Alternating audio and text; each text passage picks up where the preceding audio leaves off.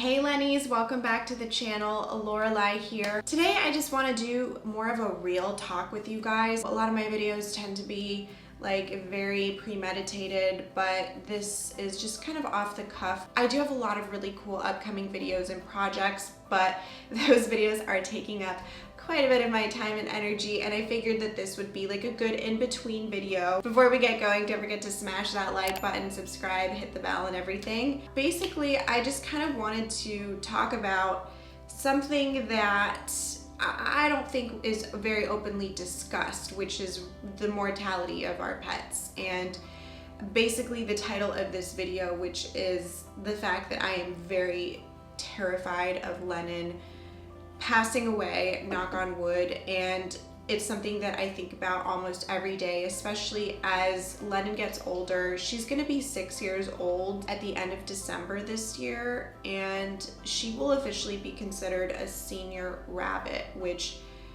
that's crazy to me. I never ever thought I would call her that. I mean, she's always been like a baby to me, and I definitely treat her like a baby. I know she still has plenty of time left if I continue to take care of her the way that I do, but obviously there's always going to be things that are out of my control, and you know, I just hope that I can extend her life as long as possible. Rabbits are so fragile. I'm just so scared that I'm gonna like wake up one day and like she's not gonna be okay, or she's not gonna be around anymore. And I mean, I have trouble even saying like died, you know, like I can't even say it without feeling sick to my stomach. As someone who suffers from severe anxiety, sometimes it can be really crippling for me when I think about Lennon's lifespan. And the truth is that I really am scared of like Lennon dying, and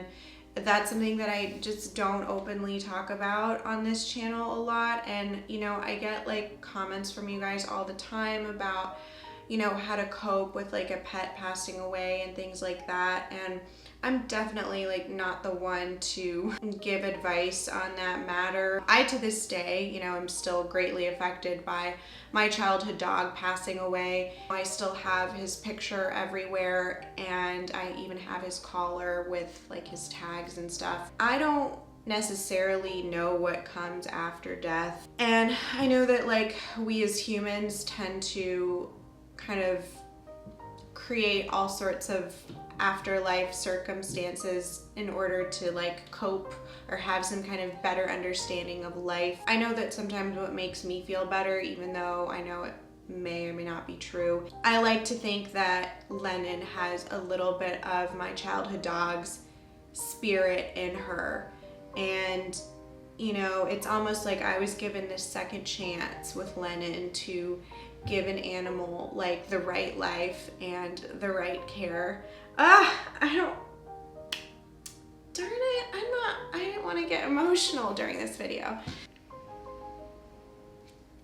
That's why I treat Lennon the way that I do, because I feel like in a way I have been given a second chance with her to give an animal the life that they deserve. I really feel like my childhood dog, his name is Miles, wasn't given that opportunity. I was really young when we got him. I just begged my parents for a dog. I had wanted a dog my entire life, and it was like one of those things that I, you know, wished for every Christmas. And you know, finally when I was 11, we got a dog, and he was just like this very rambunctious, crazy Labrador that yeah, was very hyperactive, you know, was very difficult to take on a walk. My mom was a single mom who worked full time, and I think she kind of expected me to take the reins. I know that that was a mistake on her end, which happens to so many parents, especially when it comes to bunnies. And that's why I'm really not a proponent of getting children pets, just because children are not like the most responsible people. You know, of course she contributed, but at the end of the day, like Miles was my dog. Even though we did take like really good care of him for the most part, there were definitely blips along the way, and I really do cringe when I think about them. And I know I'm not the only one who this has happened to. There were definitely times where I just felt like he didn't get as much exercise as he should have. He didn't get taken on walks as many times as he should have. He probably, you know, wasn't fed like the healthiest diet. I don't mean to go off on a tangent about my childhood dog. Seriously, this is not like a therapy session. I am not Trisha Paytas. I just think that this is like really, really important. And when Lennon came into my life, I just knew that I wanted to do like the complete opposite. Now that I was an adult, now that I had resources, and I just wanted to give her like the best life possible. And that's why sometimes I do spoil her so much. A lot of you guys like don't know about my childhood. I mean, there's a lot of things that I keep private just because I don't want to get judged by 500,000 people. But like, you know, I grew up moving around a lot. My parents were diplomats and I lived in like 7 countries by the time I was 14.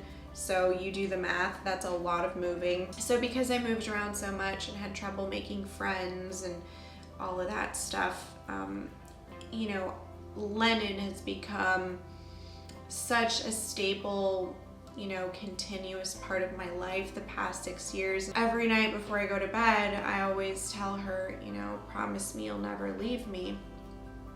Which I know is like a really unhealthy thing to say, but it's true. Like, I just, you know, I don't know how I'm gonna be able to handle the day that she's no longer around. And obviously, like, my life revolves around her. Like, this channel revolves around her. And I think I'm literally going to go into like seclusion or like severe hibernation mode. And like, I don't think I'm gonna be able to like handle it very well. You know, Lennon is just, she's been there for me through thick and thin.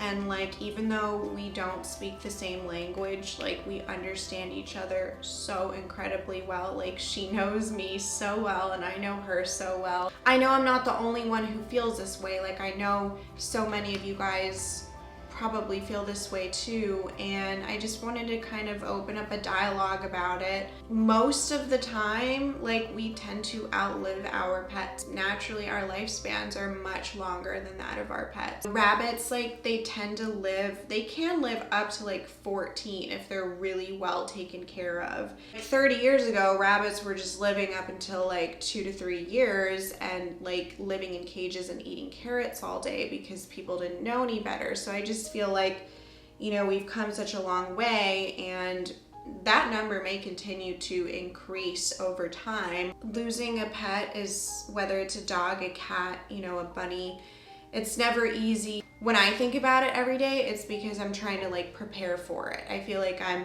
mentally preparing for it, but actually I'm just giving myself more anxiety, and it's not helpful to me at all. And I have to remind myself to like just live each day with her to its fullest. Obviously, like, acknowledge that it will happen, like not be in denial of it, because I know she's not gonna live forever, but having like some kind of peace with it and just like trying to give her the best life that she can have until that day comes. And there's also the chance that I could go before her. I mean, knock on wood, like, you never really know. I really didn't mean for this to be like super depressing or somber. I don't know. I just wanted to like talk about this really quick, see what you guys think, see how you feel.